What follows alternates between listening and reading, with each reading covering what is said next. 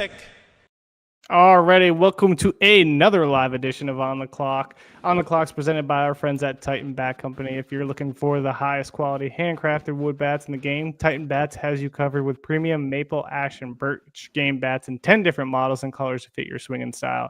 As you're gearing up for the spring season, Titan Bats is the perfect option for your next wood bat.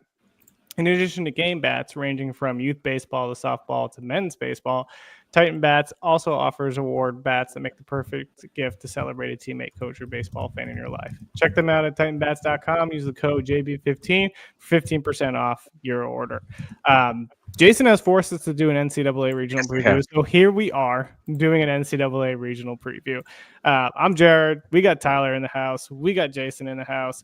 We're going to talk some regional baseball. Are any of us prepared? No, but here we are, and we're going to do it.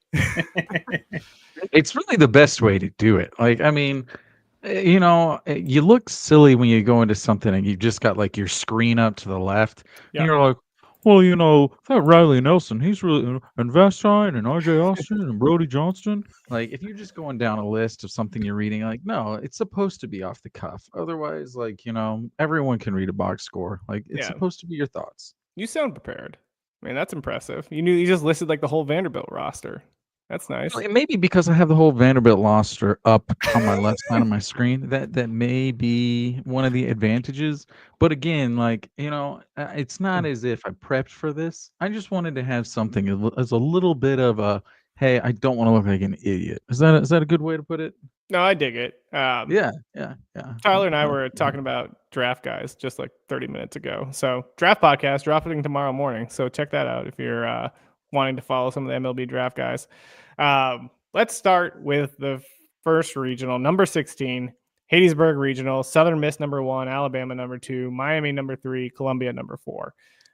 Who's coming out of this one? I'm picking Bama, but Jason, who you got? First, I got to stop you. Hattiesburg, Mr. Jared, not Hades. Sorry. Yeah, this isn't Zeus's nemesis.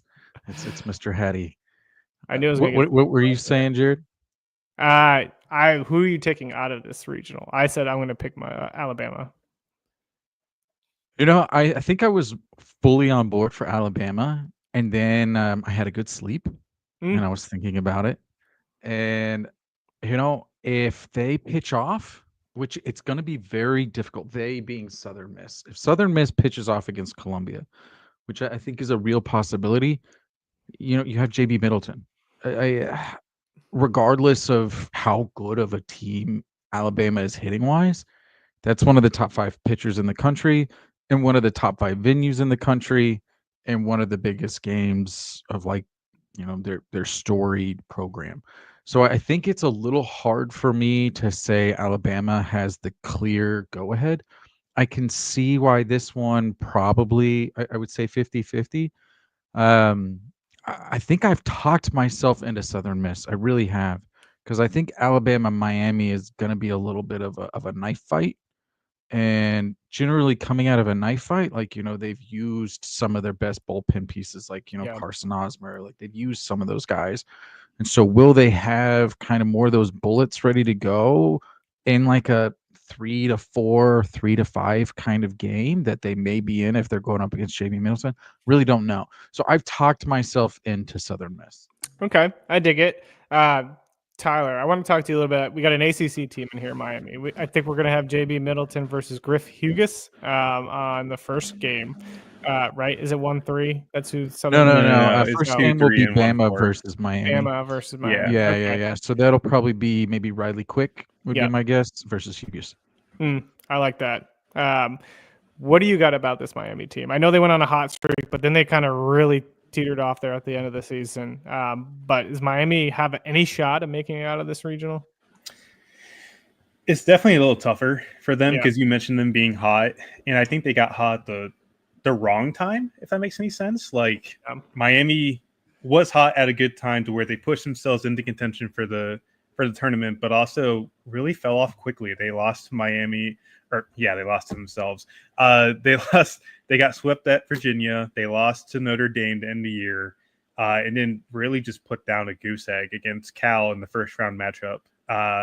Because Cal run ruled them 14-2, if I remember correctly. So Cal was world beaters those first 2 games. Yeah, dude, that Cal team, gritty as hell, by the way. I think they might be good next year. With the group of sophomores that they have, they keep them all. They might be a team to watch. But they're crazy on the base paths. Like I think they had like 8 stolen bases in that second game. I remember they stole third and got thrown. And I was talking. I think I was talking to you guys. I was like, why in the world are they running? I was like, this is why they're up big. Like they're pushing the envelope. So I mean, it kind of makes sense. Yeah. So like, Miami's an interesting one. Cuvée has obviously been one of the hottest bats in the second half. But I would argue and say that there's not enough protection around him in that lineup. Like JD Ogden's been a good leadoff guy for them, but he's super aggressive. Michael Torres at the bottom of the lineup has really just been a glove-only guy so far to play in center field. So I kind of worry a little bit that they just don't have enough depth to kind of compete against a team like Alabama. And then Hughes is coming off a start where he didn't perform at his best. He only had one strikeout in it was like 2 2/3 innings against Cal and didn't really locate his best. So, maybe you get a bounce back start from him and maybe he gets you deep, but I just don't know with that bullpen how much you can go head to head against Bama squad that arguably has some of the best offensive attributes in the SEC. Like Cade Snell is one of the most underrated seniors in the entire country. Like I love that Bama lineup. Yeah, like it's really, really good. And if you get Riley Quick, right out the gates because he didn't pitch in Hoover at all. Yeah, he's gonna be ready to go. Might be Owen barbecue for Miami, but we'll see what happens. We talked a little bit about this on the selection show. I think this is one of those regionals that frankly, you could convince me of any outcome, I think, besides Columbia winning this. And I think it's frankly because of the volatility of Alabama and Miami. I think Southern Miss, they've been very consistent. I mean, they were right up there with Northeastern. I mean, I think they had like 14, 16 straight wins. I can't remember what it is. They went on a crazy streak as well. So they've been very consistent. But Miami, there was a stretch 2-3 weeks ago where they were jumping into the top 25 because they had such like great weeks. And it's to your point, like they struggled down the stretch. Alabama was probably the hottest team in the country the first 3 weeks of the year. I mean, that was when it was LeBron. He had like 50 RBIs in the non-con, something just stupid. So I mean, I feel like this is one of those regionals that if we're looking back on this day next week, and you told me Alabama or Miami or Southern, any of them won, I would believe it. If Hughes, I mean, I know that Kane's guys in the chat. Maybe you can help us. I think he's going. Probably game 1 would be my guess. He said Siskar. Siskar is going game 1. Siskar? Okay. I mean, so has he been out of the pen a lot? Help me out. Because he's got numbers that make me feel like if he was an everyday starter, like he would be one of the top like 15 pitchers in the country. I mean, he's got a sub 600 allowed OPS and a sub 1 WHIP. So honestly, I don't know what his game start is. I know like you said, he's been the starter for the last 7 weeks. Appreciate it. So it sounds like they made it, which makes sense because I mean his numbers are legit. Yeah.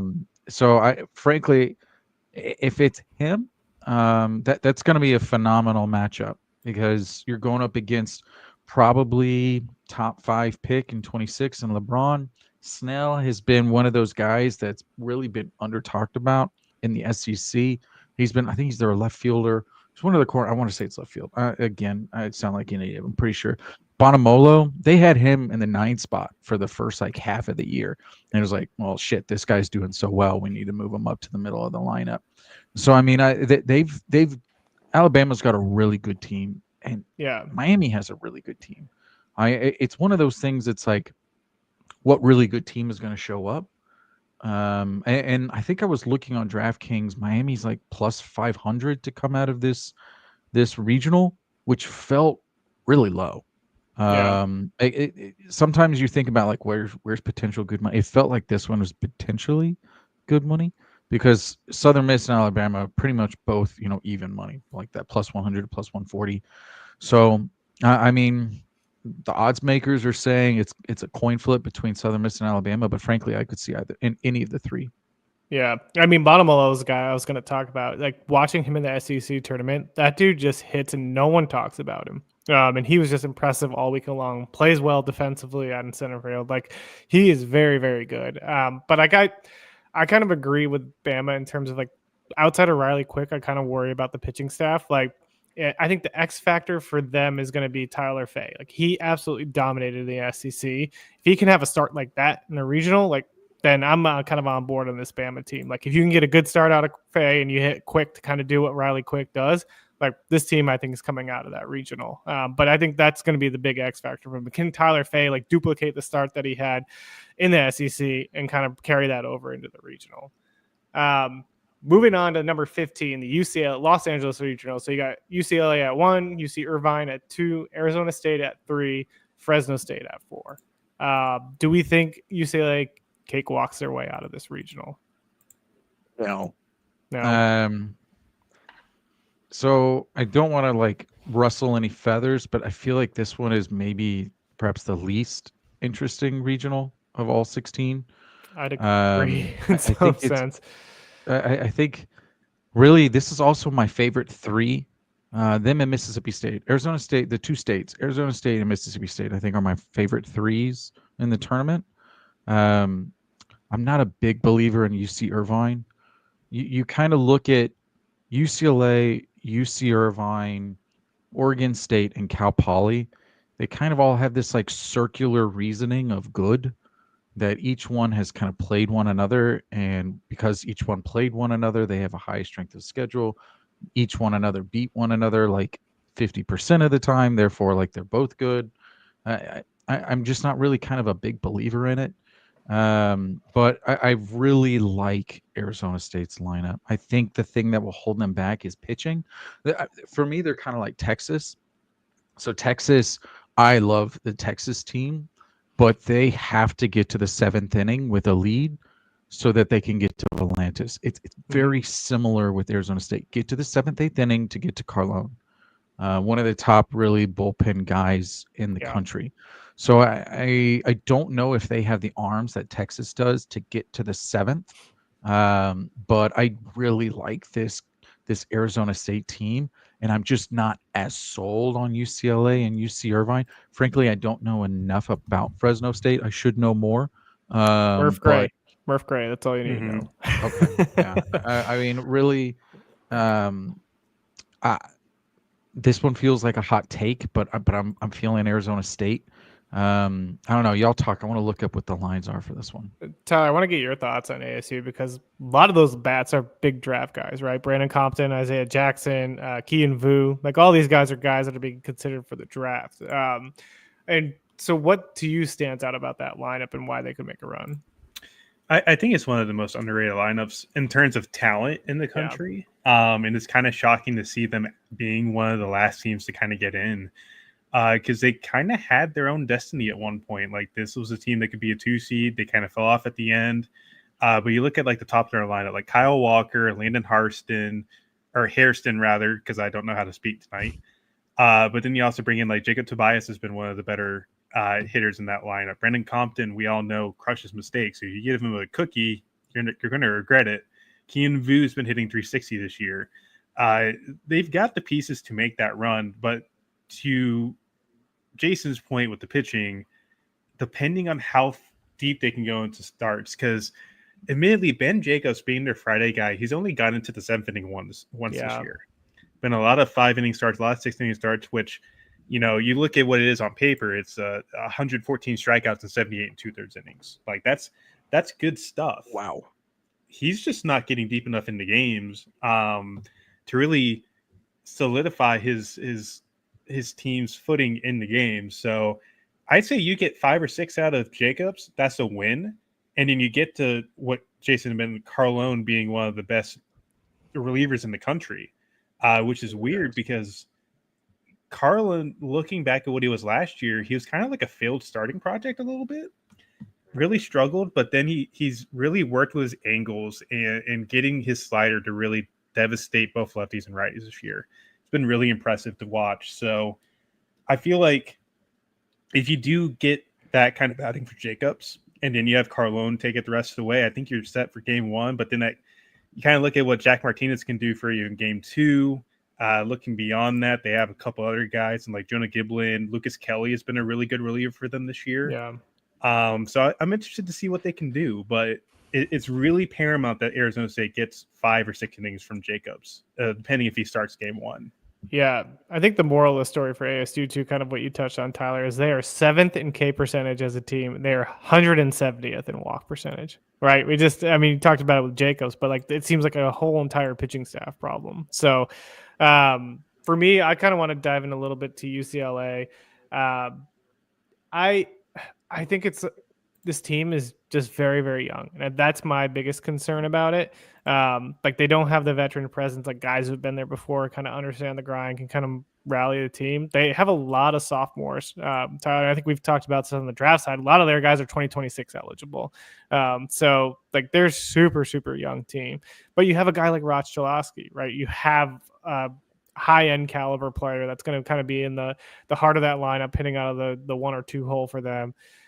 Pitching staff kind of concerns me. They don't rank very high in many categories at all, and they just don't have like a very interesting rotation. When I saw them at Maryland, the Maryland bats were pretty much putting work in against them. They lost. Maryland should have won that series. They lost it, I think, in like the 9th inning on a walk-off. I think it was a Chalosky go-ahead home run. But it's just like they treaded water with Maryland. And if they're treading water with like a Maryland team, they kind of did that in the Big Ten in some sense, even though they won 40 games. It's like they found ways to pull out wins. And I just think when they start facing stronger competition, it's just they're not going to be able to do it as easily.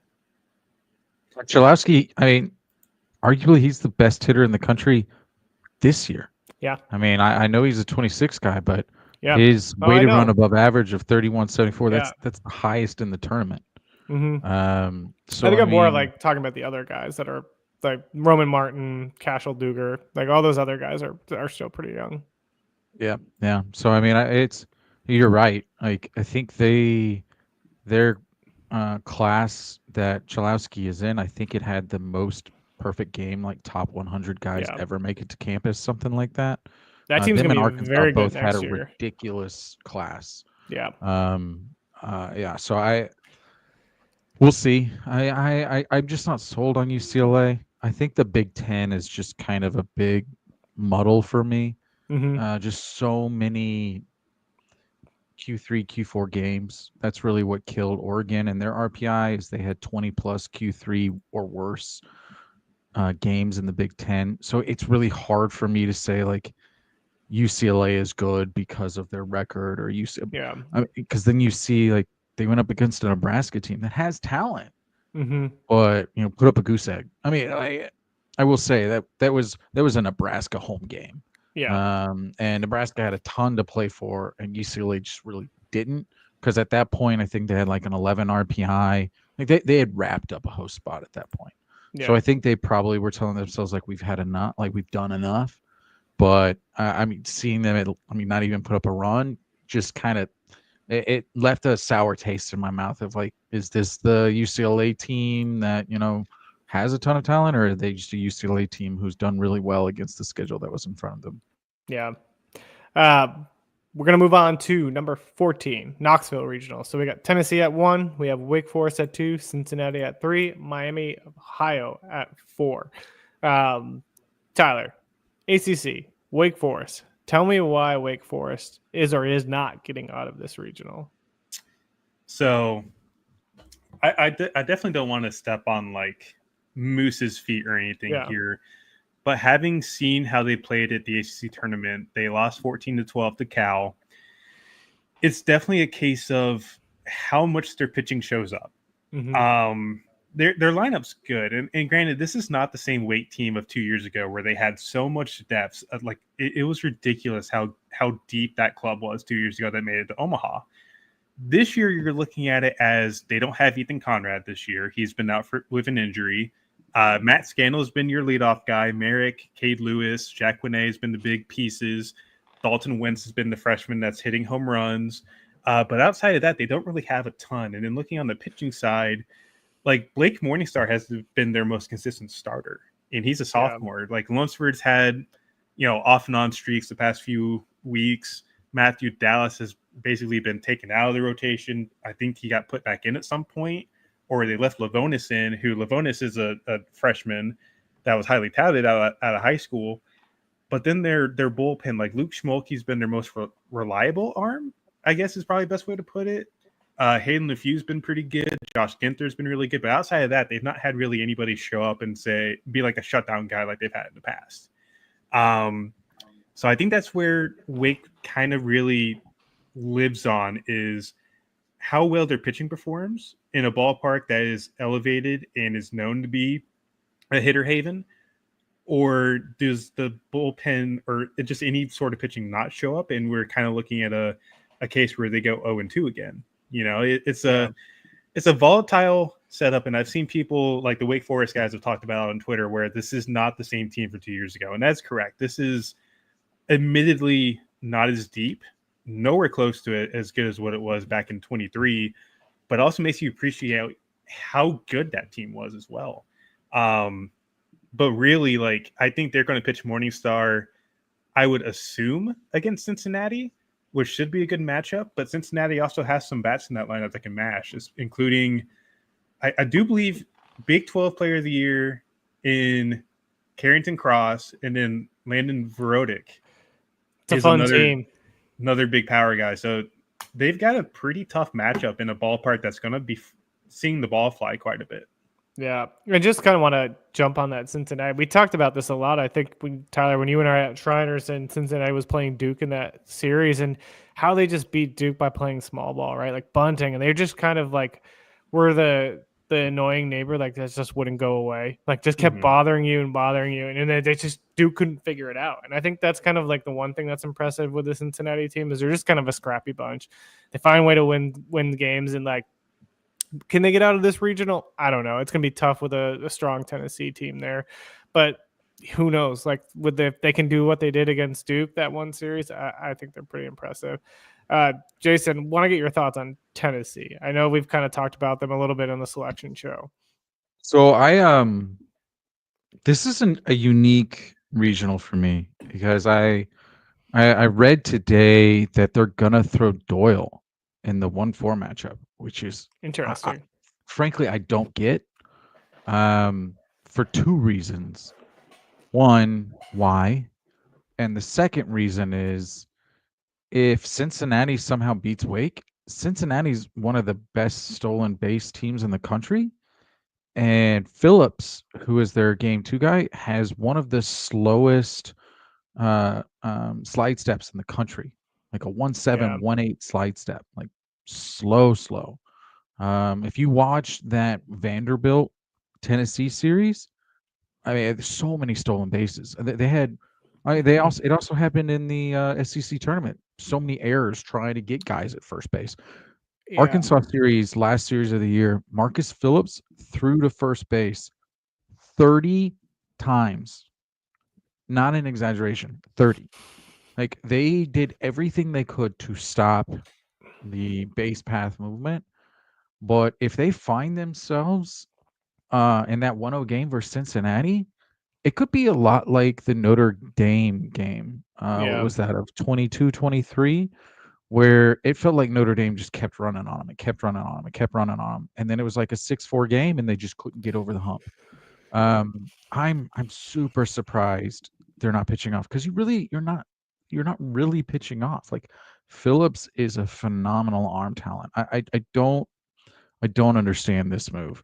Yeah. Maybe I read it wrong. Maybe you guys read something differently, but it's something. And so I think Wake Forest is my second favorite team in this, but I think one of the scenarios that makes somewhat of more sense is if Cincinnati wins and then they just run all day on Phillips. Wake Forest, for me, if prior to the selection show, I would have said was my dark horse for Omaha.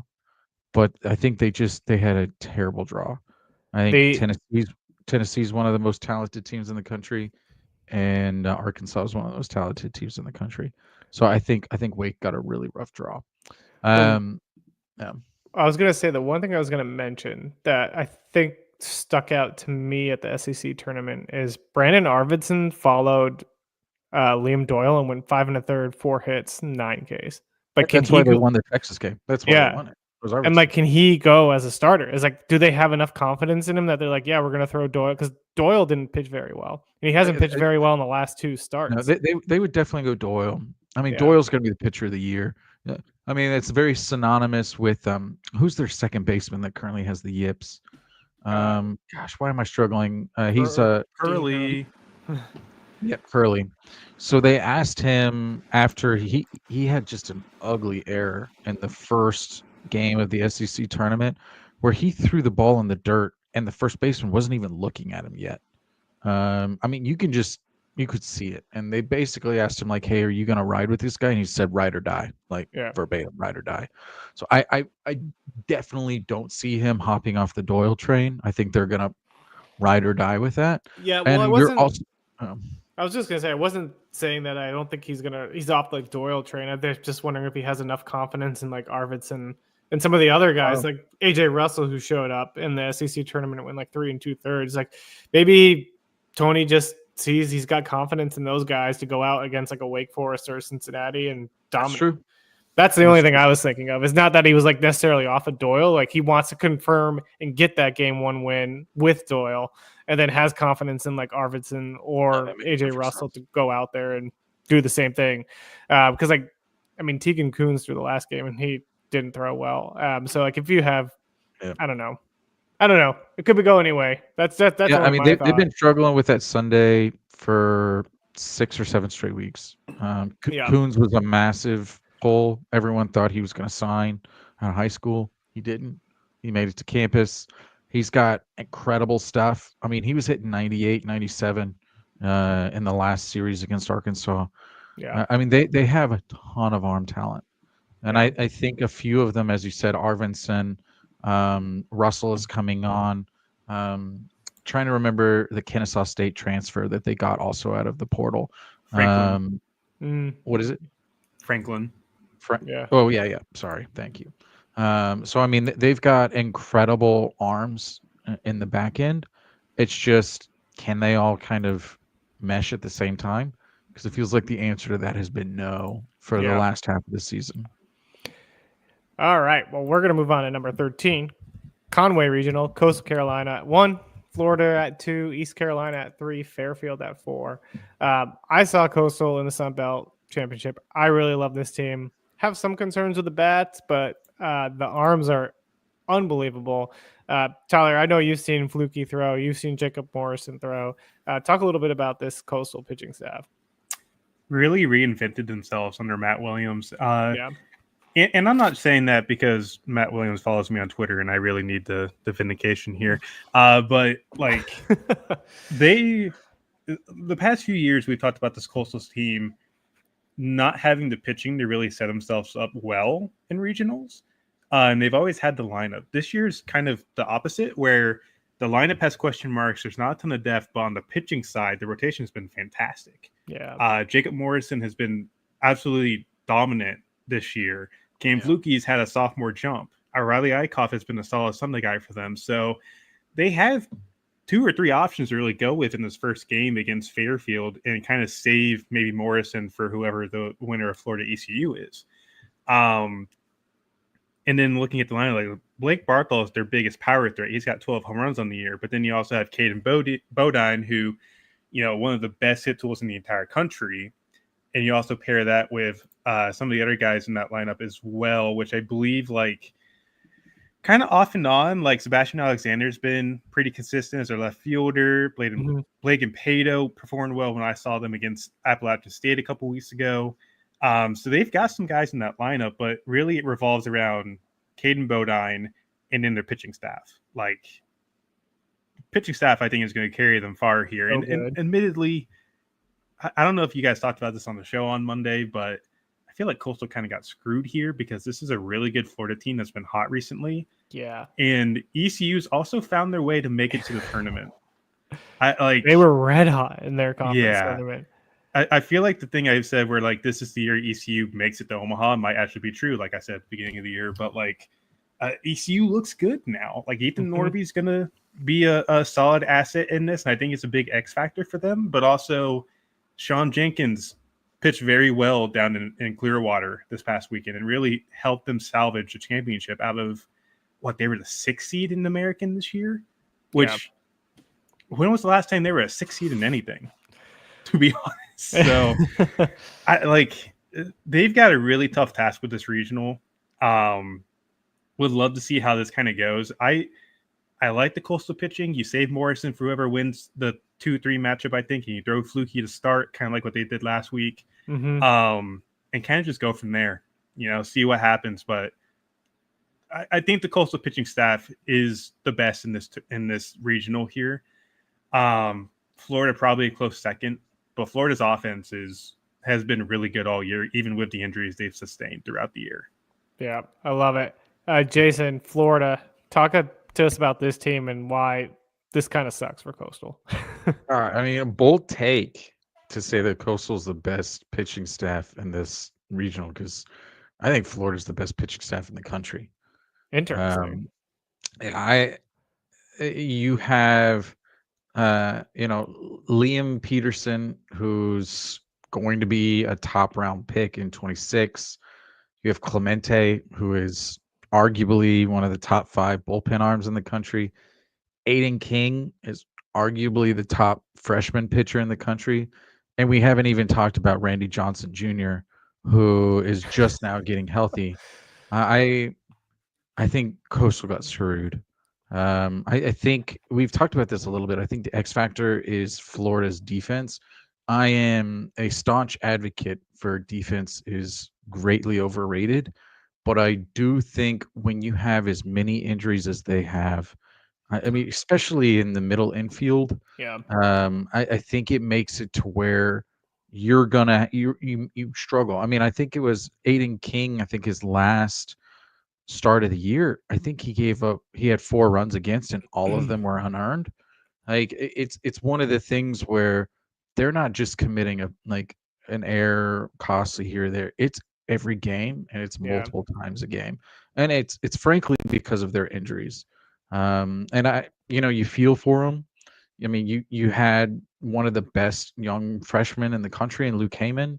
He gets injured, and so now they're throwing Donay back behind the plate, who's been one of the best DHs. So they've basically had to just take their lineup, throw it in the air and just try to catch pieces.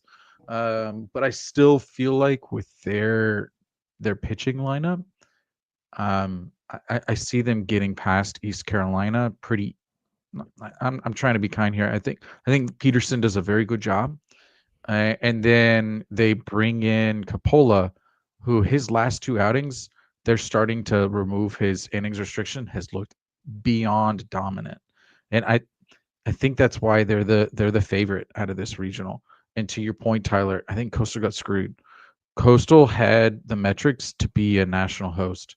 And not only did they not get a national host, but that they slid to the 13 and they got paired with one of the best 2s. They got screwed. Yeah. Moving up to the Eugene regional. Number 12, Oregon. So they're the number 1 seed. Number 2, Arizona. Number 3, Cal Poly. Number 4, Utah Valley. I really love this Arizona team as a 2 seed in this regional. I think Oregon's really strong. This is no knock on Oregon not being a strong number 1 seed, but Arizona really showed in the Big 12 tournament that they can play. I know, Tyler, when we saw them at Shriners, we had some questions but they got bumped out of our top 25. They came back into our top 25. Then they ended Big 12 play kind of poorly. So they got bumped from our top 25 again. But, man, you got Mason White, Brennan Summerhill in this lineup. The pitching rotation, Colin McKinney, has been extremely good for them. I don't know. What are your thoughts, Tyler, on Arizona? Yeah, they're red hot. That's probably the best way to put it. And Mason White's been one of the best hitters in the country recently. So good. And even from a draft perspective, we knock on White for not having the pure contact that we all want him to have, but his slugging is ridiculous for a guy of that stature. And they even go farther down the lineup, Brendan Summerhill has been coming back from injury. I think he's only struck out once or twice since coming back from injury. I could be mistaken on that. Aaron Walton has been a very valuable asset to get from Stanford last year. Adonis Guzman, Garen Colefield. I think Andrew Kane hit the game-tying home run against Kansas or something to kind of send them to the final, or if he may have went yard in the final, I can't remember. But they've got a really deep lineup, and looking at what their pitching staff is, like without McKinney has been their big guy, but I know he struggled of late. But like Smith Bailey, a true freshman, has put together three really good starts recently. And then you throw in Owen Kramkowski, who I do believe went like 6 shutout against BYU in Dallas. So they've had the pieces to kind of go deep, and I think it's finally all coming back together to where this is a team we expected at the start of the year. And then you like going past that, I think Cal Poly is an interesting matchup for them. I don't know. Cal Poly is one of the teams I don't know very well because West Coast teams are kind of under the radar for me because of the fact that I live on the East Coast and it's kind of tough to get a feel for them. But Cal Poly, it's a scrappy bunch. And I think Jack Collins, their catcher, is one of the better power hitters on the West Coast. I could be mistaken on that. So they've got a tough matchup, but I feel like if they beat Cal Poly, they fare pretty well against Oregon, even with like Mason Neville, Dom Hellman, Max Maloney has been pretty good as their shortstop. Jacob Walsh, all these guys that can hit ball far and hit ball hard. Yeah, that's a team I was impressed with when I saw them play Maryland. Was Oregon? They just absolutely dominated that series. I think they only took 2 out of 3. There was some really bad weather that game, and so kind of things were thrown up in the air a little bit. But they just looked very, very good in that 4-game stretch. I saw them 3 times against Maryland, once against Georgetown. They just have the depth lineup-wise to really compete. And like you said, the pitching staff has kind of figured itself out. Like Jason Reitz has kind of stepped up and taken one of those spots. Grayson Grinzel has been one of the best pitchers that no one talks about all year long, even though he's thrown like a 85 to 87 mile an hour fastball. I think he gets up to 89 and 90 here and there. But it's just like it's a really, really fun team. Do you have anything on Oregon, Jason? I know you've been kind of locked in on them too. Yeah. So I've been watching Oregon and Arizona a lot this year. I've seen Arizona live 2 weekends. We saw them at the Shriners. We were all 3 there, and then I saw them again in Houston when they played like Tennessee and Texas A&M.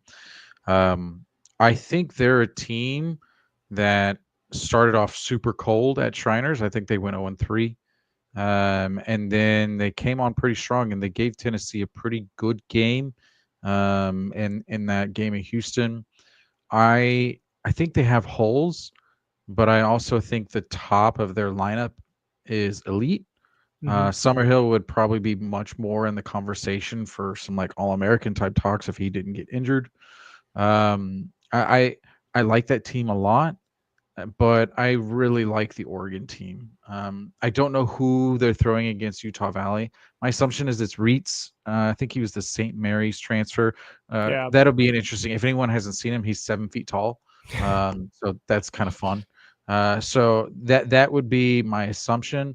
And then you have Grayson Grinzel, who's one of the better pitchers in the country. That again, because West Coast team and also Big Ten, that's usually on the Big Ten Plus network that no one has.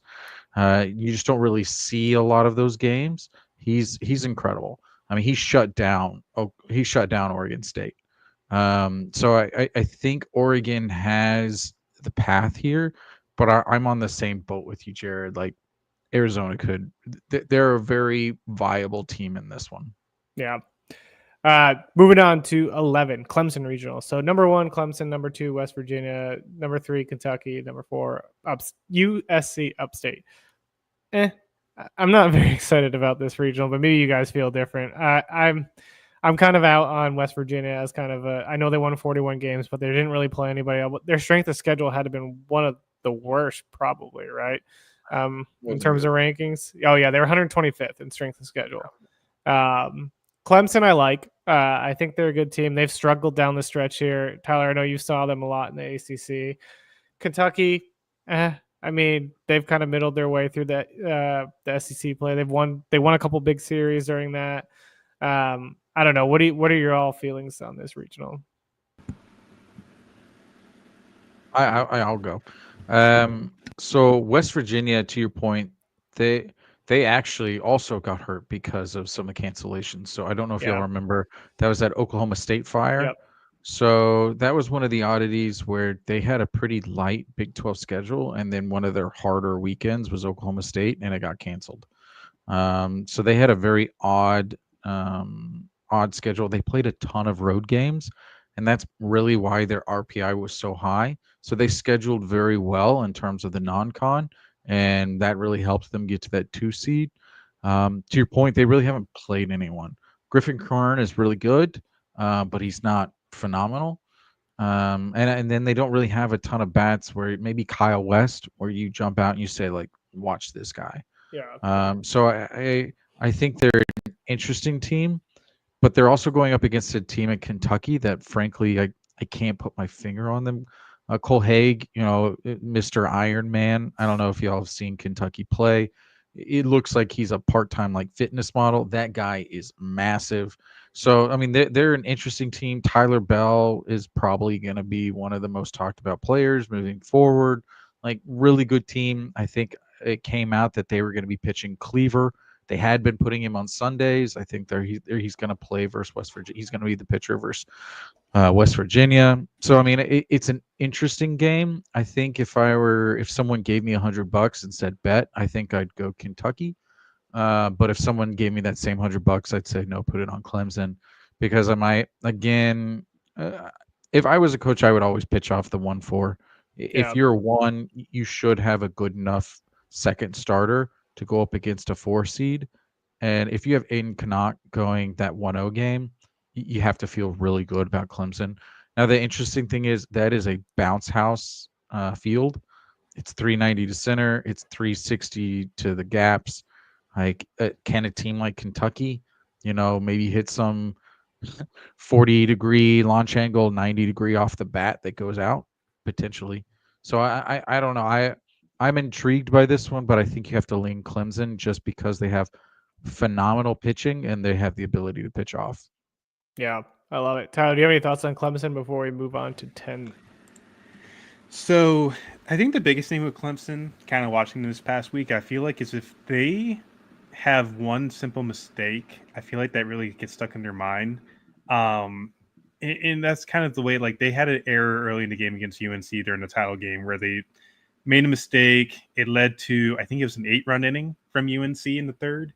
And it kind of just lingered through the rest of the game, which you kind of look at that and you kind of wonder, how does that affect them in regional play? But like to your point, they fought very hard against an NC State team that probably should have won that game. Honestly, like that was one of the best games of the week up there. That Cam Cannarella is one of the hottest bats in the country right now. I think he's hitting like 450 over his fast 18 games. Dom Listy's turned into a pretty valuable middle of the order bat, and Colin Priest is still one of the biggest guys I think I've ever seen on a baseball field. But that home run in the ACC tournament, holy cow! Holy cow! It's like 111, 426, and he had no stride. No stride. It was ridiculous just watching it. But their pitching has turned it around recently. Like Aiden Knock had 7 in the third no hit ball against Pitt, and then he delivered with 6 innings of strong ball against Virginia Tech. I'd imagine they go back to him. He's really turned it around at the right time too. Drew Titsworth's been all right. BJ Bailey's been good. They've gotten good bullpen outings out of like Jacob McGovern and Lucas Malstedt, who, you look at those guys, they've been exceptional all year. If they get Reed Garris back to form, I think they're set up to have the best pitching staff in this regional. But like to Jason's point with like Kentucky, Tyler Bell is going to be a pretty solid guy in this regional. Cole Haig, West Virginia having Logan Salve and Sam White are 2 guys that I want to keep an eye on for them. So it's a very interesting regional up and down. Like USC Upstate has some ACC wins this year. I think they run ruled NC State at NC State this year. A phenomenal hitting team. Sweeney was our DH of the year. 1206 OPS, 22 weighted run above average. They're a top 96 percentile hitting team. So that's without reviewing their strength of schedule, just looking at their sheer numbers. But the numbers are impressive. Yeah. They're a really good 4 seed, I feel like. And this is your first time in the tourney. They have something to prove. Yeah. Yeah. Moving on to 10. This is one of my favorite regionals. Oxford Regional. Agreed. Ole Miss number 1, Georgia Tech number 2, Western Kentucky number 3, and Murray State number 4. I love the top 3 teams. I think Western Kentucky is one of the most underrated mid-majors. I really like that team. The pitches really well. One of the best pitching staffs in the entire country. Georgia Tech, I don't know what to make of them. Tyler, you probably have more thoughts on them. Ole Miss, though, I love this Ole Miss team. Jason and I talked about it a lot on the Selection Show podcast. It's just a very, very well coached team. They do everything right. They have guys like Hunter Elliott who have just kind of stepped up and become the ace of that for Friday nights. The lineup's good, top to bottom. Like, this is just a fun team, and they made a run. Like the schedule that they had to go through in the SEC tournament, they had to beat, I think it was Arkansas. Florida was 1, Arkansas was 1, and there was like another top 3. LSU. They beat LSU 2-0. Yeah, and then they played Vandy, and they only lost 3-1. Like, this Ole Miss team, I think, is like poised to make a big run. But Tyler, what are your thoughts on Georgia Tech? I know you saw them at the ACC. I'll be honest. I feel like they got shafted a little bit here. Granted, yes, they did not play they didn't play 3 of the other top 4 seeds in Durham this past week. It was UNC, Florida State, and NC State. They did not play them in the regular season, and they ended up winning the ACC regular season title outright. They're the first ACC regular season title winner to not be a host since 1999. I feel like their offense is amazing. Drew Burris at the top of that lineup. Kyle Lodis is kind of rounding back into form. Von Lackey's good. Carson Kurz, Kent Schmidt. Caleb Daniels been one of the most underrated freshman bats in the entire country. And Drew Rogers is kind of turning into form a little bit. He had a couple home runs last week. But they really do need their pitching to step up a little bit. I think Tate McKee did a great job last week with stepping up and delivering in a big moment. Brady Jones kind of faltered a little bit. They need a bit more from freshman Connor Coley a little bit because he got roughed up his last outing against Duke. Jalen Payton's going to need to see some valuable innings. So I kind of wonder how they kind of divvy this up with their pitching matchups. You mentioned Western Kentucky, very, very good pitching staff. Mm-hmm. And I feel like Georgia Tech has done a lot of just really relying on Mason Patel to kind of like save them after their starters. So it'll be very interesting to see how that kind of dynamic works out. But, we've talked about Ryan Weidman being one of the better bats in the country in terms of like pure raw attributes. Like, it's really good raw power, even if he is super freaking aggressive. He's also got like 50 stolen bases on the year. Did not realize that at all. So that's going to be a really tough one to figure out for Georgia Tech. And then like Drew Whalen's been really good for them. I think Jack Bennett was the other big piece of that rotation that they've had perform well this year. So I feel like that 2 to 3 matchup is going to be one of the most underrated ones in the country this weekend. And it's really going to depend on how deep Tate McKee goes and how well kind of Mason Patel pitches behind them, because they've got the lineup in Georgia Tech to really put up numbers and cricket numbers in a big way. It just needs to all come together on the pitching front, and I feel like they can come out of this regional, but Ole Miss looks really, really good at the right time. Yeah. Jason, got any more on this before we move to 9? Yeah, sorry. There's a lot of coaching news that is flying left and right. We'll just leave it. We want to do we're talking about the regionals. So for me, Ole Miss is maybe one of my favorite teams in this entire tournament. For anyone who hasn't seen it, Hunter Elliott is back. So he had TJ after that national championship run, and he is fully back. And he's pitching like one of the top 5 pitchers in the country right now. Riley Maddox was absolutely disgusting against Arkansas. It was a masterclass in how to attack a team that wants to go pull side with slug on you, and everything was deception. And I really like this Ole Miss team. I think they'll get back Mormon. I think he'll be good to go for the regional. They just, for me, if Georgia Tech was a 2 in almost any other regional in that like 1 through and then that like 9 through 16, I think I'd put them as the favorite. But they got sent to Ole Miss. And not only that, but they're gonna have to expend some bullets against Western Kentucky, who is a good team. It's not like you're gonna be able to hold back. So they're undoubtedly gonna be going up against Hunter Elliott, who is one of the best pitchers in the country right now, with like, their Saturday pitcher. I I don't see Ole Miss not coming out of this one, but that's mainly because of how well Ole Miss is playing and not because of how good I think Georgia Tech is. Yeah, no, I agree. Yeah, we're seeing the Kendall Rogers clock. So Yeah, I know what that's. Yeah. It's gonna be So interesting. let me just say there are messages underneath the clock that are pointing to a team, and it is wrong. That's all I got. Nice, love it. We're gonna go move on to number 9.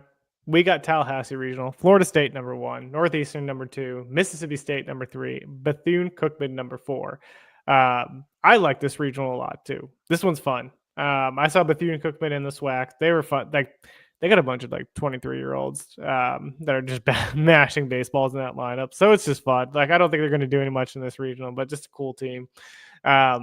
Florida State is the number 1 seed. Tyler, I know you saw them in the ACC, so I'll turn it over to you for this one. And I'm going to hop out for a second, and I'll be back in a little bit. Wow, Jared doesn't like me. Okay, I see how break. It is. Oh, okay, buddy. All right. I've only been sitting here drinking coffee for the last hour, so I also need to pee. I had a but beer, you know and what? it's been empty. I've been holding off on filling up this beer because I thought we were live. What the hell? Okay, whatever. I hear it. Go ahead.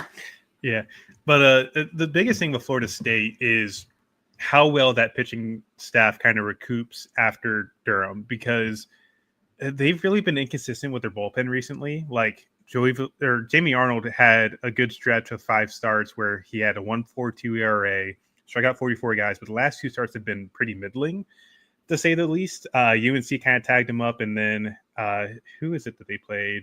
Maybe in UNC again. That kind of tagged him up. Or sorry, it was Duke. Was it? Okay, my bad. Yeah, I knew it was a triangle team because Volini pitched the next day, and that was their UNC matchup. Mm-hmm. But they've got to figure out pitching a little bit, especially in a regional that is probably going to be pretty offensive. Like, Florida State's lineup, we've always talked about it. Like Alex Odis, Max Williams, Miles Bailey hit 3 home runs last week, and one of them hit it was 470. Wasn't it 118 off the bat? Yeah. Ridiculous. And it looked like he flicked it. It was ridiculous how easy that power is, but he's also got like a 40% whiff rate on the year. It's kind of really interesting what they've got of a dynamic with that kind of freshman bat, but like they've had a really, really good offense all year. Like Alex Odis, Max Williams, Drew Farrow's kind of found himself a little bit down the stretch. Yep. I think he had it was like 15 for 15 at one point with like 4 home runs. That was like 2 weeks ago, right? Yeah, I remember they put out a tweet, and I was like, "How do you get 15 straight hits?"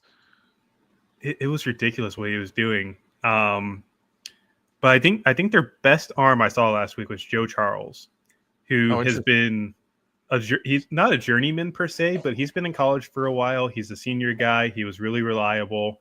They did not pitch Peyton Prescott, which I thought was interesting. They actually went to Joey Volini out of the bullpen after Wes Mendez against UNC, which, Volini pitched well, but the ninth did not go in their favor. They lose. UNC goes to the championship final. So I'm interested to see how that bullpen pitches this week against who do they get first? They get Bethune-Cookman, which probably isn't They're terrible. Yeah. Tell me that. They're 200 RPI. I don't want. Their hitting is very good, but that's against very subpar strength of stat. Yeah, and then I'm trying to think.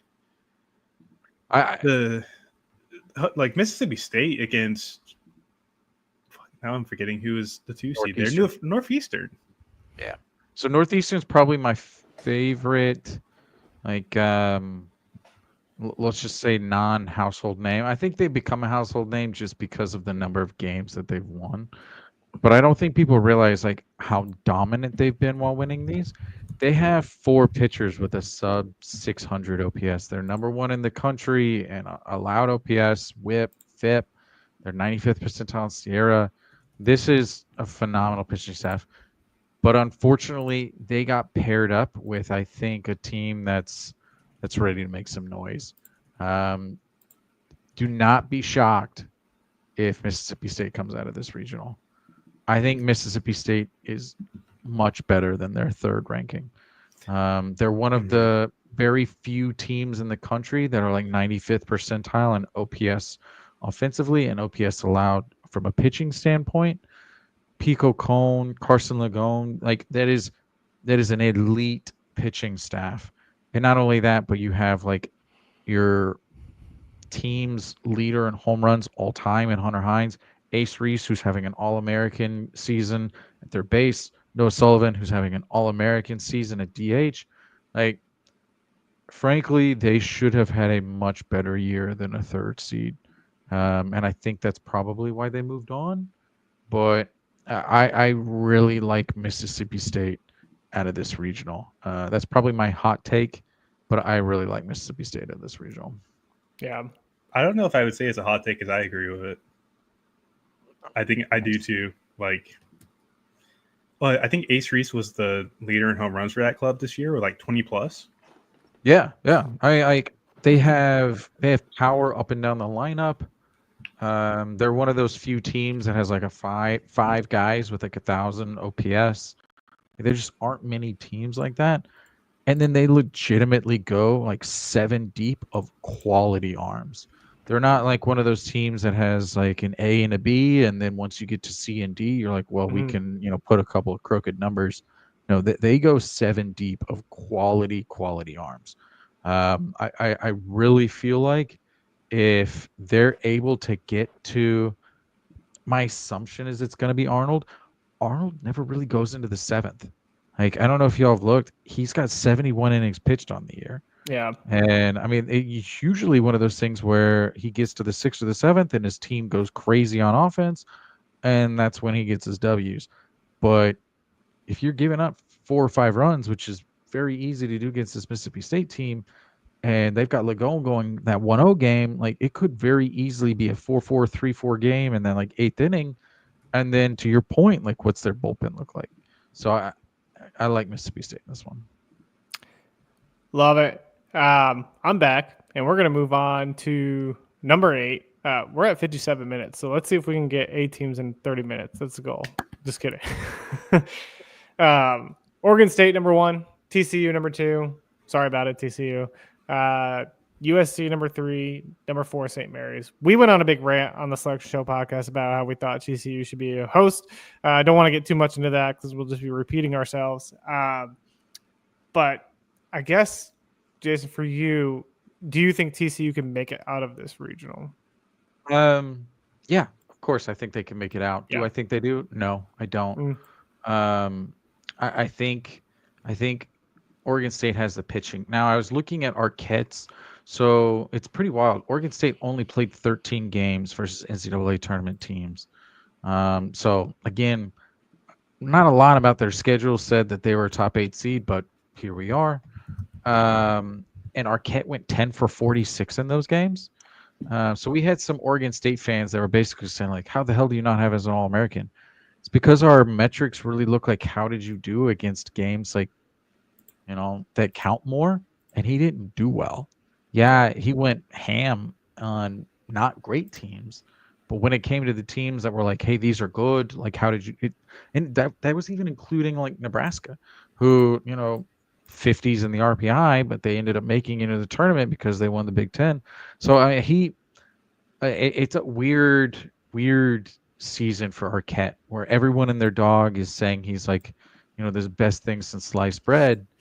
And then you kind of dive a little deeper into his numbers and you're like, well, yeah, you went crazy against the Long Beach States or the, even like, I just honestly, I don't really understand Oregon State, but frankly, I think they have the pitching in that 1-0 game where TCU is going to use up Lepore, their big bullet, in that Southern California game, and I don't know if they have a good enough, secondary pitcher to go up against a Dax Whitney, who's going to be one of the top pitchers. I think is he a sophomore eligible, Tyler? Is he going to be next year, or is he junior?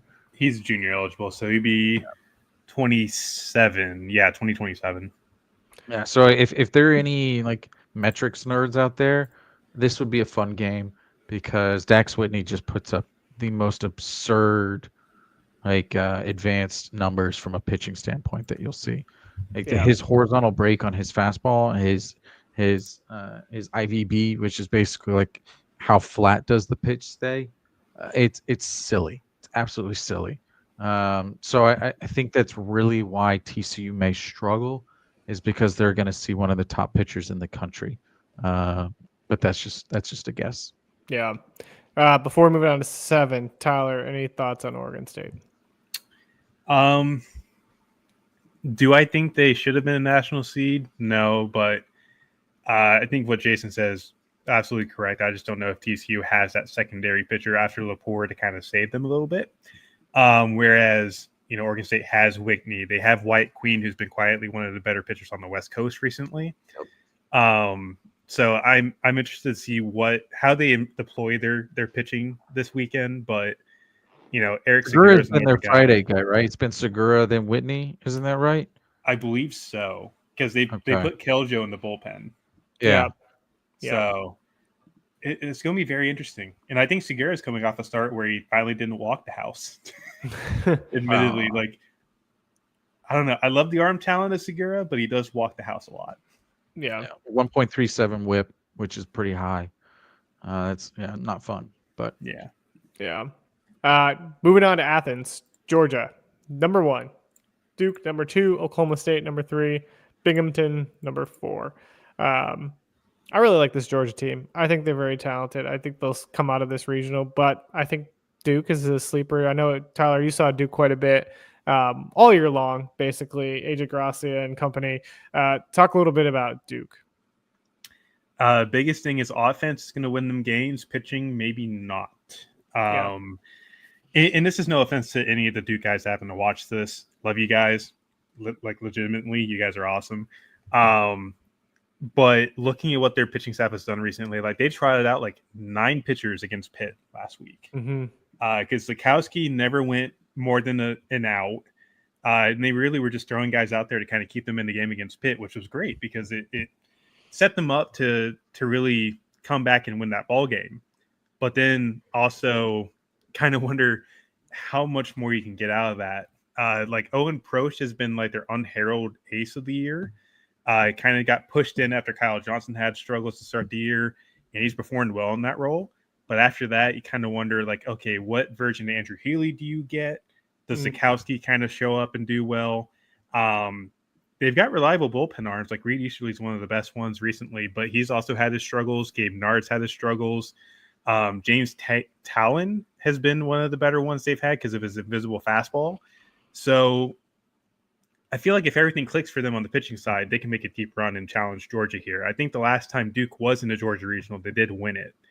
And it does rely on that pitching, but also looking at that lineup, Gracia has been one of the best bats in the second half. Him and Ben Miller are a dynamic duo at the 2 and 3 hole. Wallace Clark's a really good leadoff guy.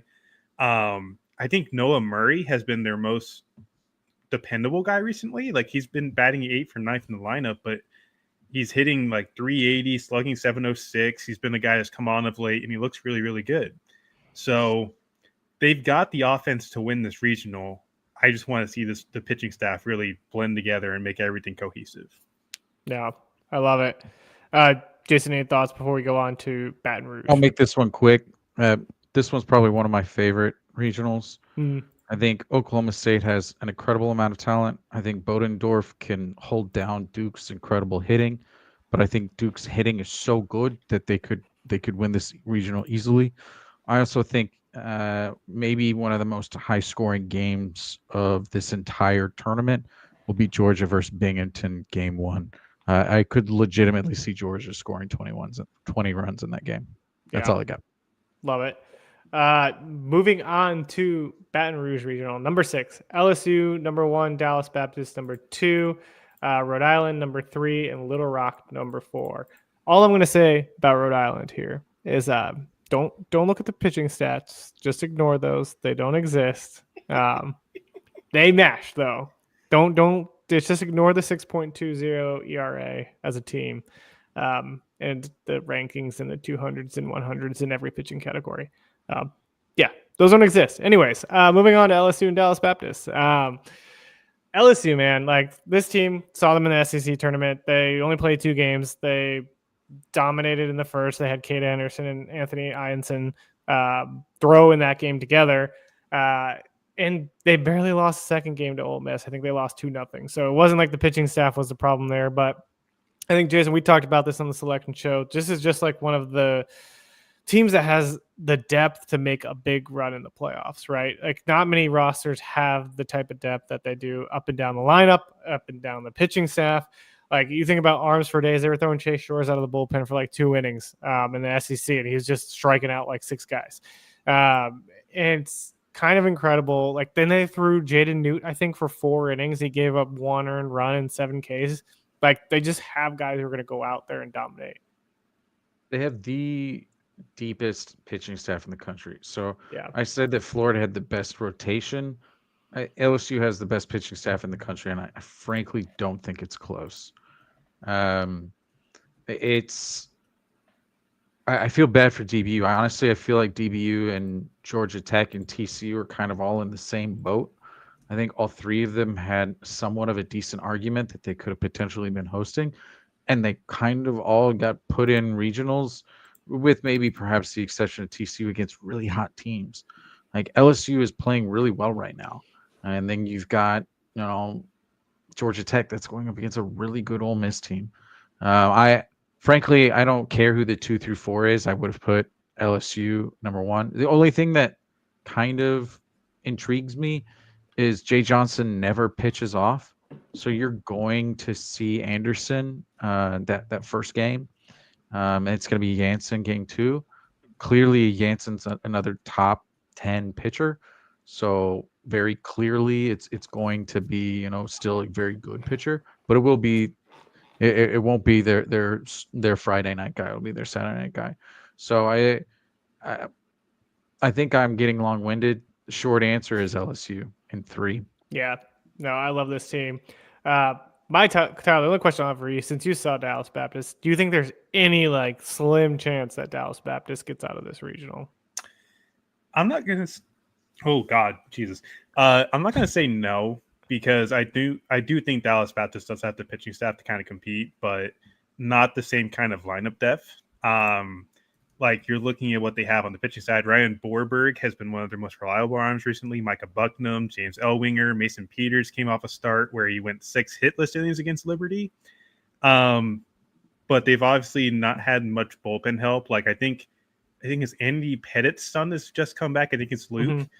Mm-hmm. But in looking at the lineup, like Grant J, Nathan Humphreys, Shaden Cross have been the big 3 power hitters in that lineup. And I just think they got a really tough draw here to kind of get out of here. I think they can make some noise, but it really does depend on how much production they get from the top of their lineup with Humphreys, Jay, and Cross.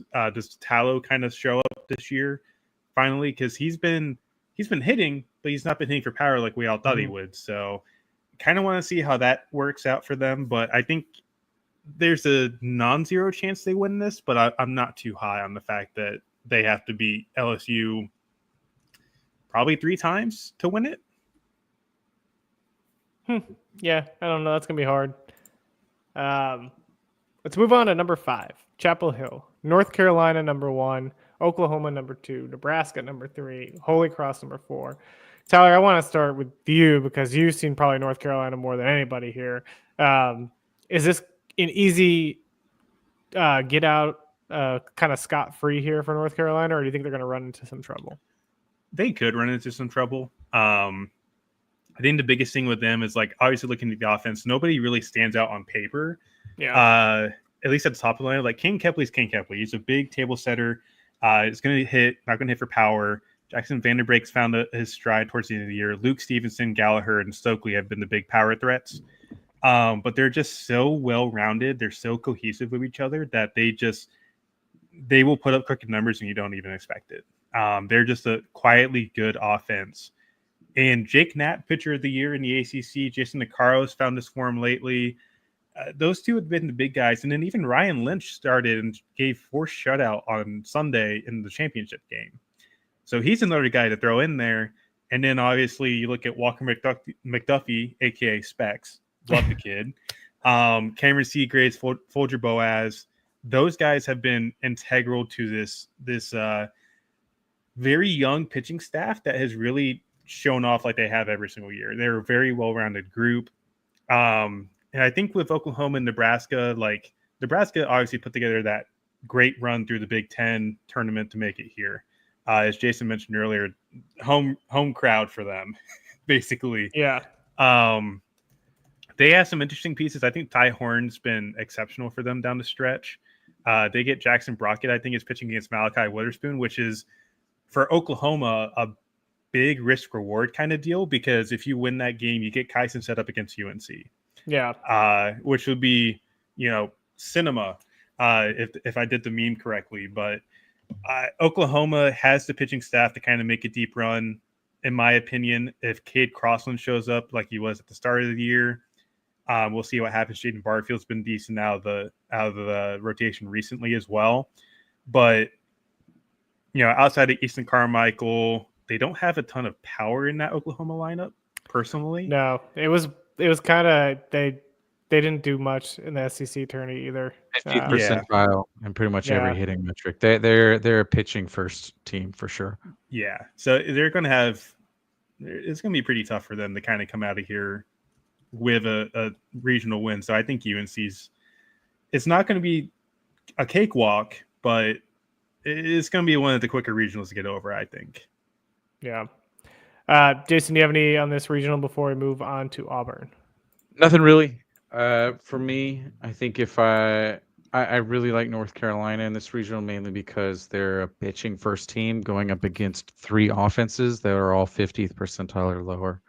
So I will say Oklahoma has the arms to win this regional, but again, if you're pitching off and you've got Knopp going that 1-0 game, you have to give the edge to North Carolina.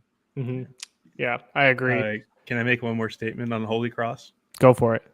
Go Augie Walters. If you're watching this, Augie, I love you. You're an awesome dude. Nice little shout out. Nice. Moving to Auburn. Auburn number 1. NC State number 2. Hey, Tyler. Stetson number 3. And Central Connecticut number 4. Tyler, tell us how NC State's going to make Peyton very mad and eliminate Auburn from the regional. Okay. So here's the way I'm going to look at it. And I think NC State going against Clemson in that lineup last week, it was a very much back and forth game. This is a young club that has really found their groove after kind of struggling down the stretch a little bit. And admittedly, not even trying to be biased here when I say this, they probably should have won that game against Clemson last week. Luke Nixon hit a ball off Melstead in the 9th that we all thought was a tie game. The wind absolutely killed it at the warning track. And earlier in the day, that ball was carrying out by another 20 feet. I think Kyle Odis hit a pop-up to center field that traveled 404 and hit the fencing in the back. So, weather changes the impact of that game. And I think NC State's offense has really found it kind of late here. They've got, 19 comeback wins this year, so they definitely have some fight in them. Their pitching has been pretty good recently. Ryan Marone's turned into one of the better sophomore arms in the ACC. Dom Fritton's done pretty well at the top of that rotation. And Anderson Nance, Andrew Schaffner have been really good out of the bullpen. Same for Jacob Duden. He's found his groove. Mm-hmm. I kind of just wonder how much consistency they can find, because this is a team that can be hot and cold. We saw it when they swept Clemson, and then they kind of went cold after. But what I did see last week was a team that shows fight, shows grit, and that they can, make it a tight ball game at the end of the day. Like, it legitimately, like I said last week, that game against Clemson was one of the best games I think I've seen all year. And it really does attest to what Avon's been able to do with this ball club that arguably hasn't been their greatest roster in a couple of seasons. Yeah. So we'll see what happens. I don't know how well they fare against Stetson. I think Stetson's going to throw like Jonathan Gonzalez, who's been one of the better mid-major arms this year. And their lineup with like Lorenzo Miola has been one of the better mid-major bats in the country as well. But so still, I'm like a 920 OPS. Yeah.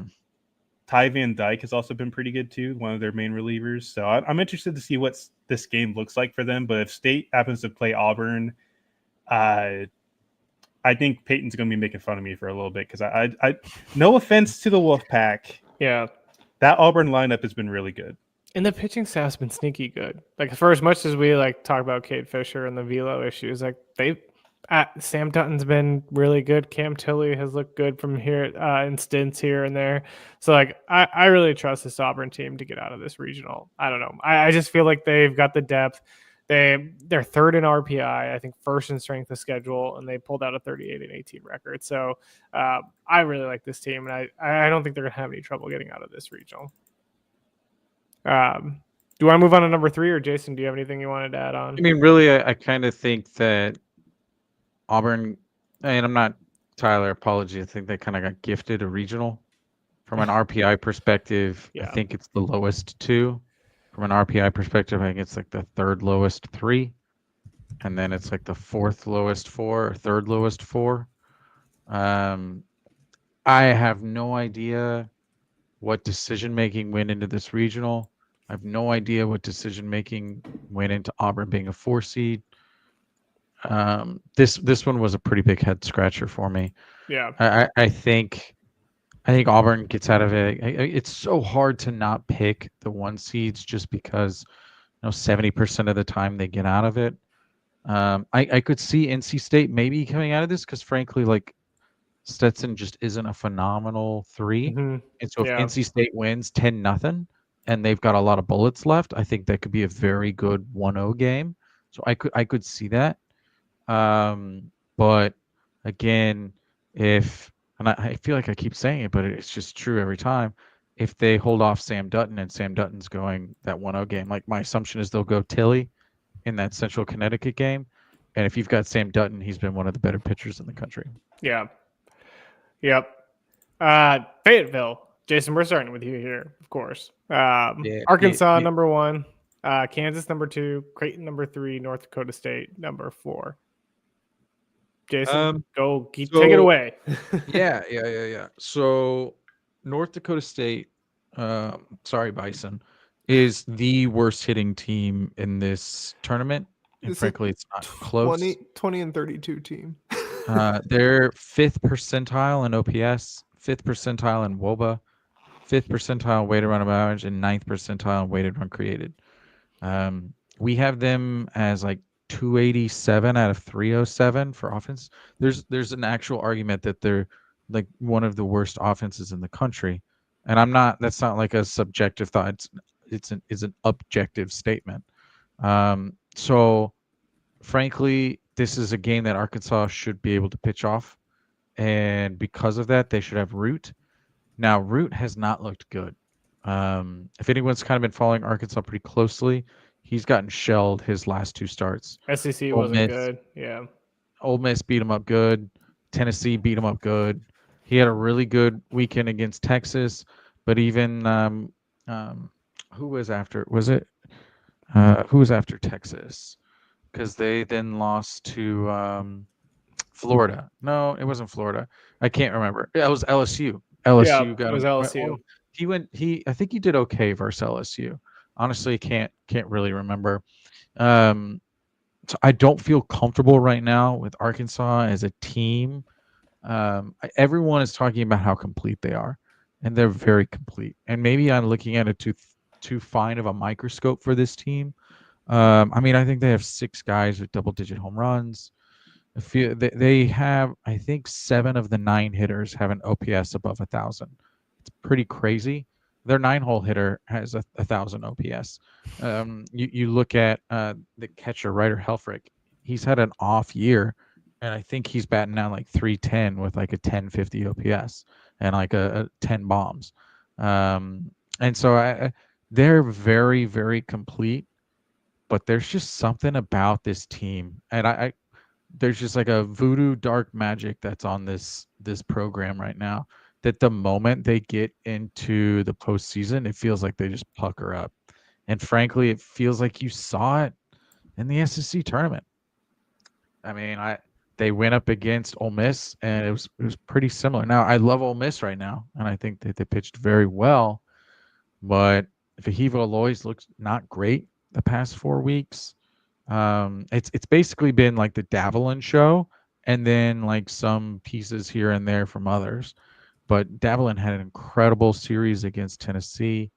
I frankly, I like Arkansas in this regional because, again, of everything I've said, they're going to be able to pitch off, and they're going to have root. And I don't think Kansas has the pitching beyond Dom Vagley that I just see them getting out of this one. But I also thought about the same thing with them last year versus TCU, or last year versus Kansas State. I thought the same thing about them versus TCU.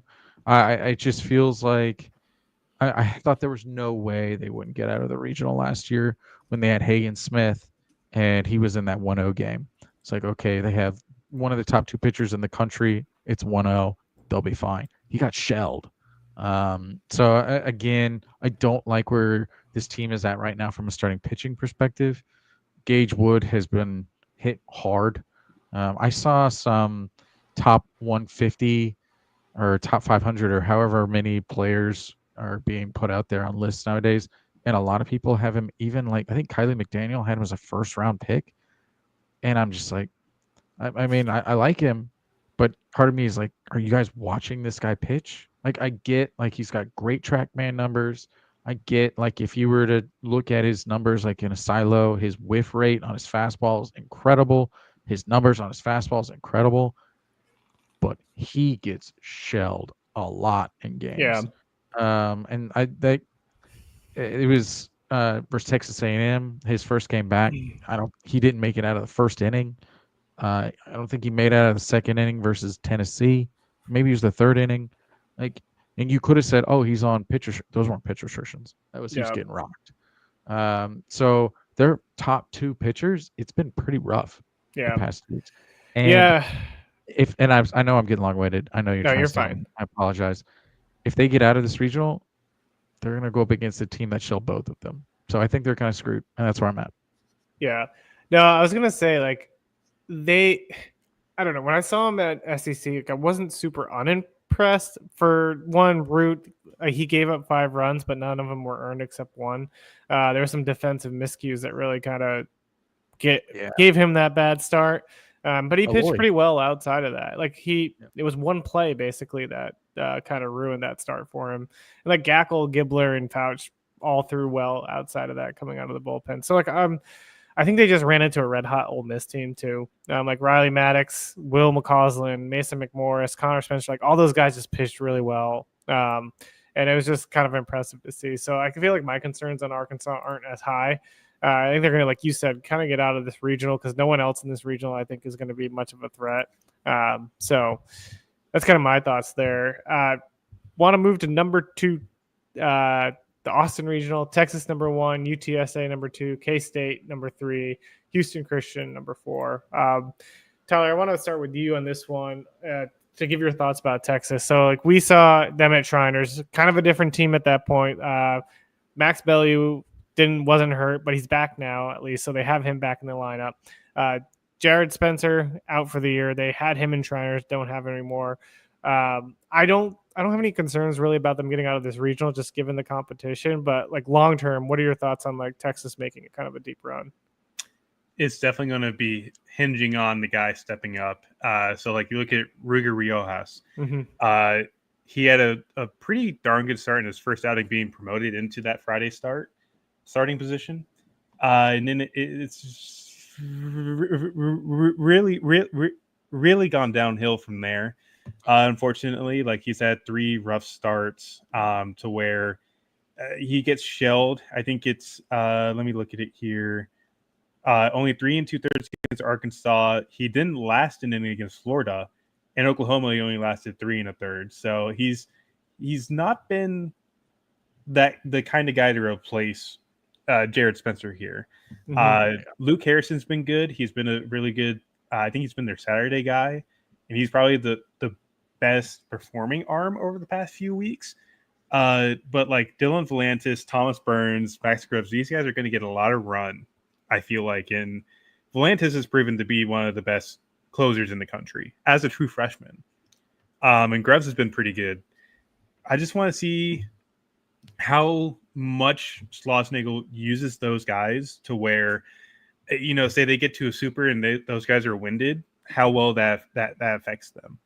Because there's a pretty good chance that these guys will be pretty gassed by that point. So it's going to be very interesting. The lineup does bang. Obviously, they get Bellew back. It's a big piece. Yep. Rylan Galva's been pretty good. So good.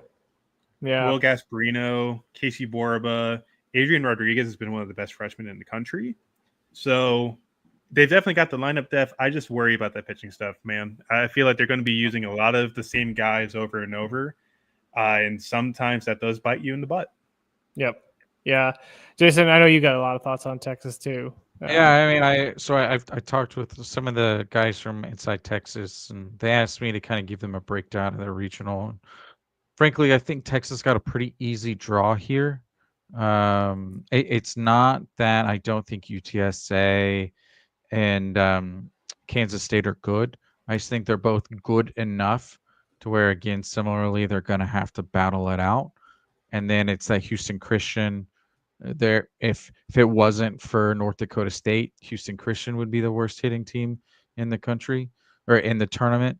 So I think, again, they're going to be able to pitch off. But I was telling them it's like Texas's big issue, and Tyler, this is going back to what you were saying, is how do we get to the 7th? Really, honestly, how do we get to the 6th to Max Grubbs to then set up to Volantis? Yeah. And I think they're trying to figure that out right now. They thought it was Ruger. Ruger was walking everyone and their dog. He was hitting people. That was really what screwed him over the last 3 starts. Is he has a bunch of his best pitch is the ball that looks like a strike. And if you're not getting guys to swing at those, then you're walking a lot of guys. And that's what he was doing. It was pretty interesting. Going into the SEC tournament, I would have thought Tennessee was the hottest hitting team in the country.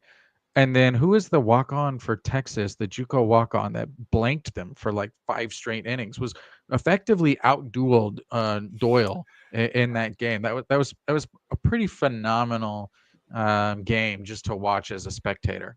But I mean, really, for me, this all comes down to, will Luke Harrison in that 1-0 game get them to the 5th? Yeah.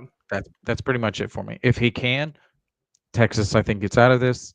And if they get out of this, they pair with the 15 seed, which we talked about at the beginning, that said this may be the most uninteresting regional of all of them. So I think Texas got a very good pairing for a team that maybe has question marks, which you wouldn't expect as a 2 seed.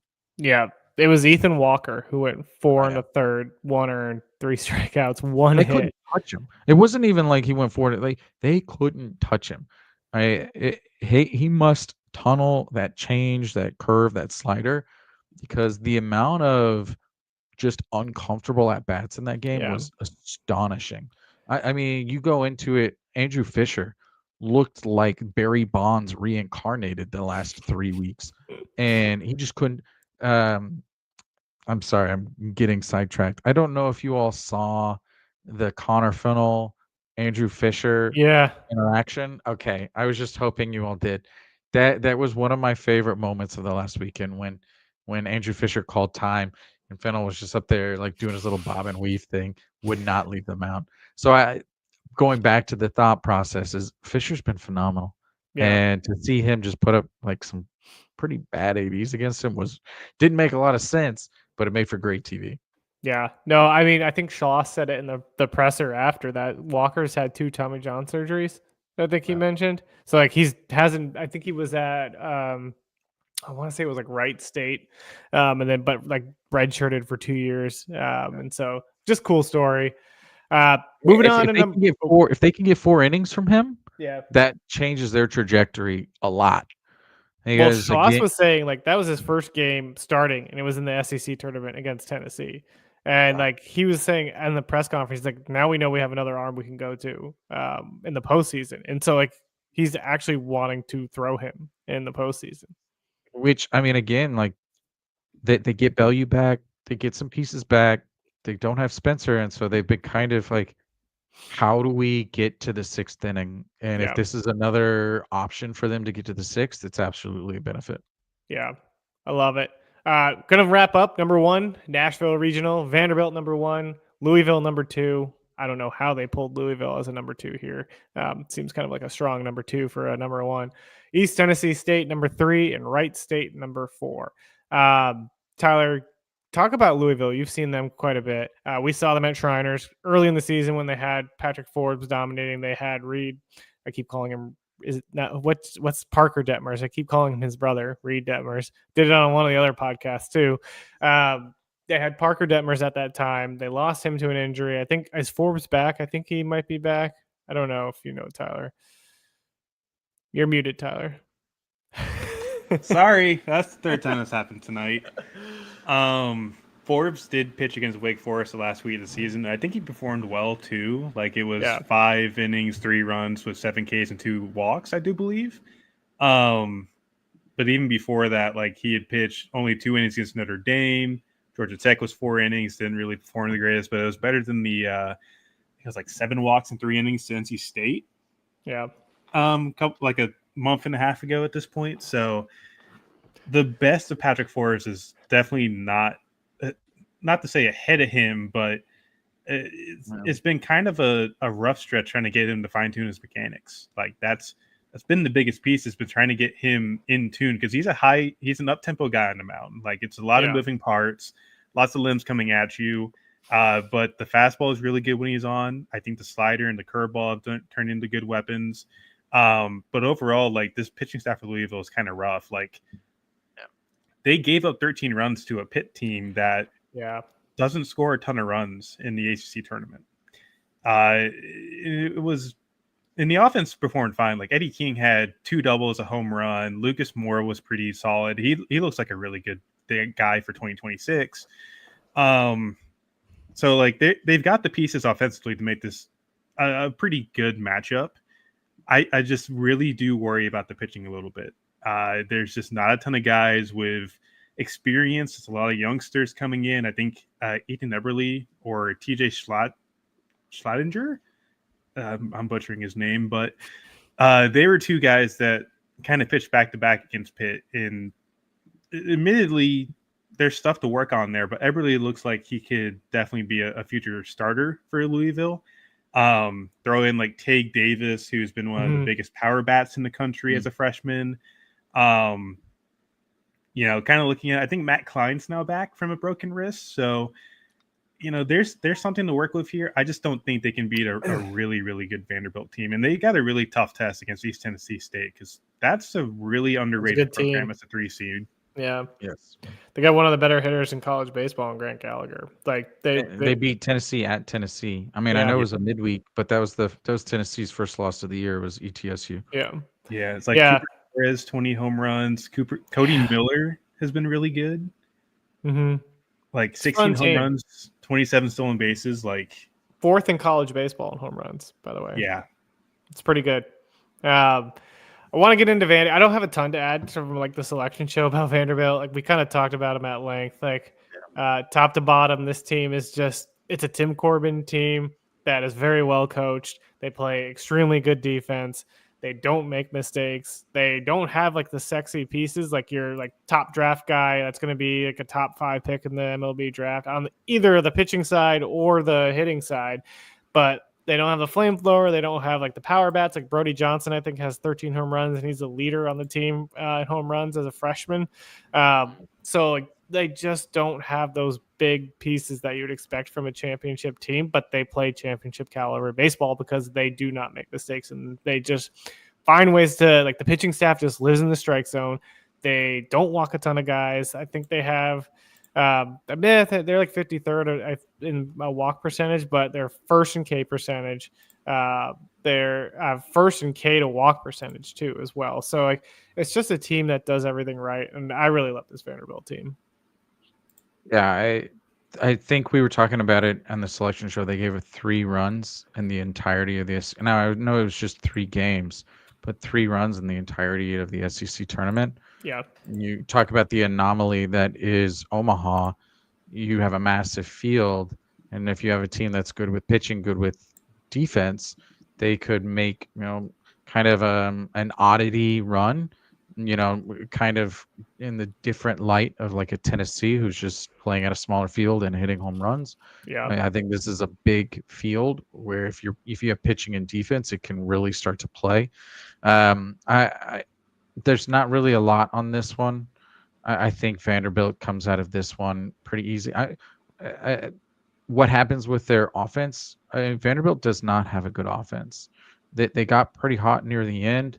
They really haven't needed their offense, but because of that, one big home run from like an ETSU or someone, and they could very easily find themselves in the losers bracket. So while I don't foresee that, it also makes a lot more sense than maybe even for, say, like a Texas.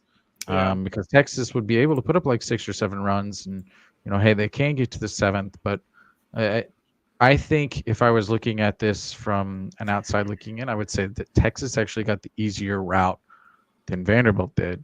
Because even looking ahead to the Supers, if they're going up against Southern Miss, talk about a phenomenal first game against like J.D. Thompson and JB Middleton. JB Middleton. Yeah. So I think they kind of got a raw deal, especially as a 1-1.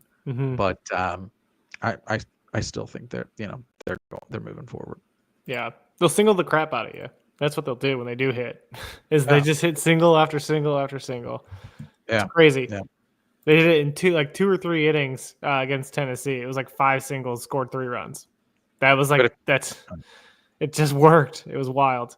Any ball hit in the air, they're gonna catch it. It's wild. Oh, any ball crazy. Hit in the air. Yeah. It's absolutely wild. Shortstop, center field, catcher, all athletic up the middle. It's just fun. That does it for us. That is the regional preview. We're probably going to be coming back to you next time with a super regional preview, probably early next week, maybe Wednesday, Tuesday night, something like that. So we'll have a super regional preview. Tyler's going to have an MLB draft board here dropping soon to top 300 prospects, so be on the lookout for that. We are going to have boots on the ground in Omaha as well. Will Mosa will for sure be there on our team. I might be there depending on schedules. So we will have, and Aram Layton will, from our prospect side, will be there early on with Chinook Cedary doing some stuff with them. So cool stuff coming your way. But until next time, we'll see you.